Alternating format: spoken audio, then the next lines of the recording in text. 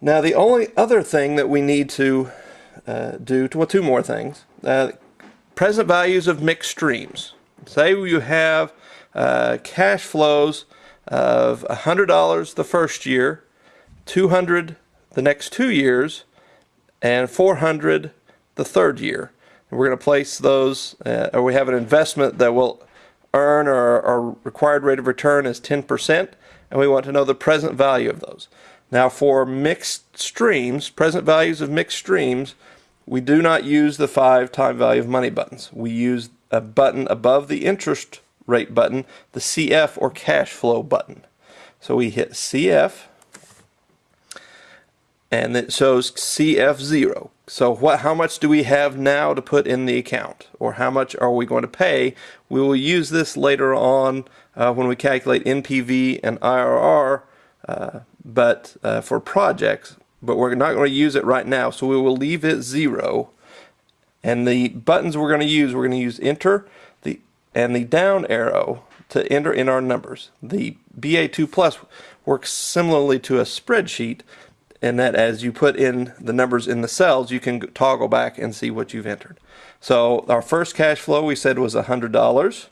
So we hit 100 and then enter and then the down button. Now F01 means frequency. The first, how many times does the cash flow occur in a row? Okay. Now in this example, we had 100 the first year, $200 for years 2 and 3, and $400 for year 4.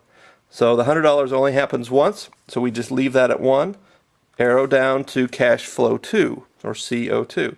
Now again, this one, it was $200, so we're going to have $200 for years 2 and 3. So we hit 200, enter, hit the down arrow, and then frequency, since that 200 happens 2 years in a row, we hit 2, enter.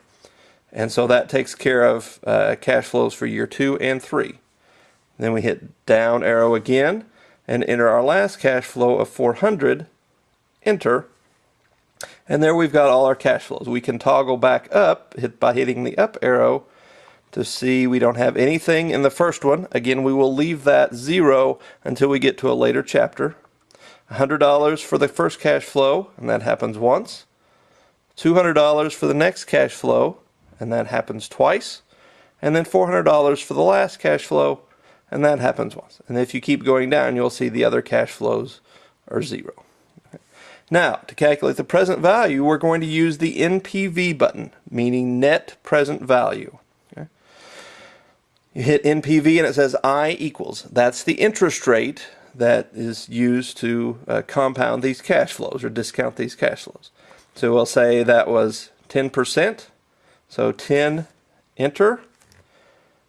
And then we hit the down arrow and it says NPV equals. All right.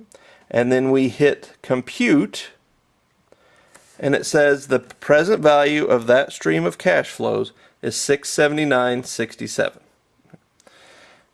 Now, to calculate the future value of a mixed stream, you have to do it one at a time. All right.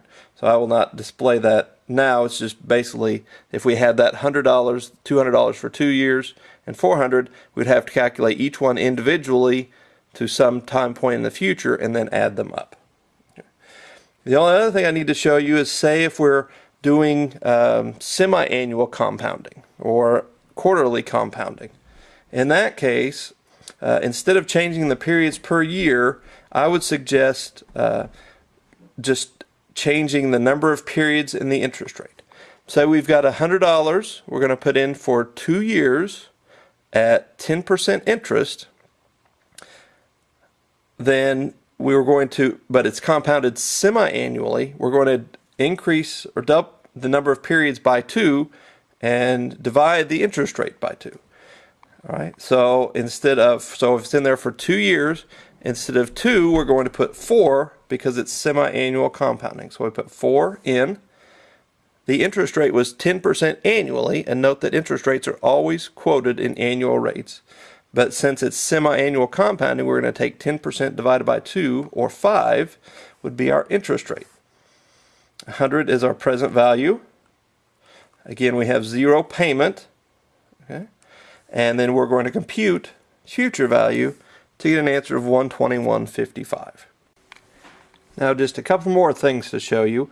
On the cash flow button for the cash mixed stream present value, for example, in order to get rid of what you have entered in there, you have to hit the second clear button, which says clear work, while you're in the cash flow. So first you have to hit cash flow, second clear work, and then after you do that, you can see everything is back to zero.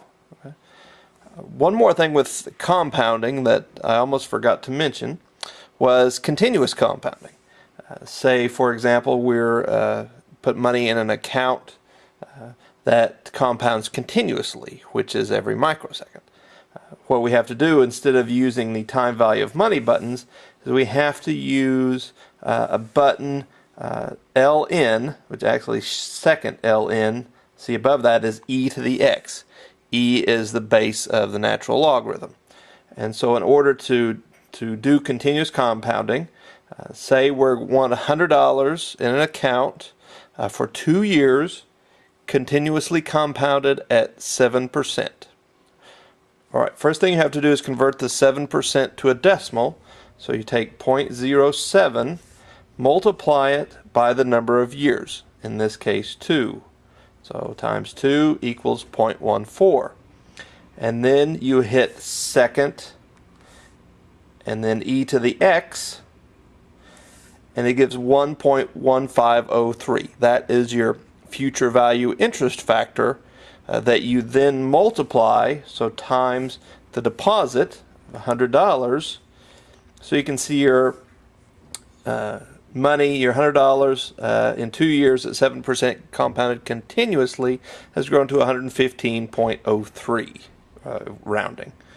Now say if you just wanted an effective rate at continuously compounding, say 7%, that's the nominal rate. What's the effective rate if you compound continuously?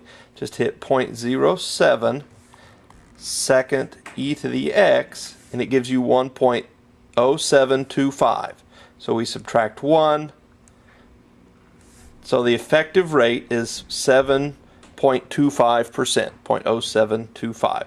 So continuously compounded, that's what the effective rate would be.